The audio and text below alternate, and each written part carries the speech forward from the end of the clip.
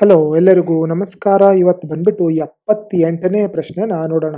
Consider the following: carabid beetles, centipedes, flies, termites ಮತ್ತು wasps parasitoid species are found in how many of the above kind of organisms ಅಂತ ಹೇಳಿ ಕೇಳಿದ್ದಾರೆ.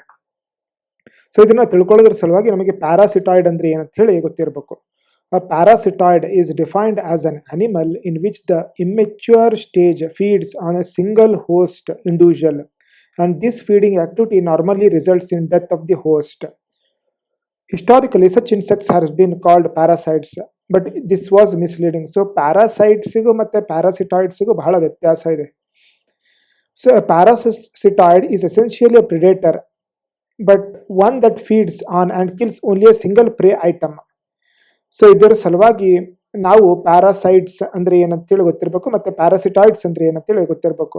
ಮತ್ತೆ ಬಂದ್ಬಿಟ್ಟು ನಾವು ಇಲ್ಲಿ 5 ಆಪ್ಷನ್ ಅಲ್ಲಿ ಟರ್ಮೈಟ್ಸ್ ನ ನೋಡಿದ್ರೆ, ಟರ್ಮೈಟ್ಸ್ಗಳಿಗೆ ಆಹಾರ ಸೆಲ್ಯುಲೋಸ್ ಆಗಿ ವರ್ಕ್ ಆಗ್ತದೆ. The food of termites is mainly cellulose which is obtained from wood, grass, leaves, humus, manure of herbivorous animal and material of vegetative origin. So ಇವು ಪ್ಯಾರಾಸಿಟಾಯ್ಡ್ಸ್ ಆಗಕ್ಕೆ ಸಾಧ್ಯ ಇಲ್ಲ.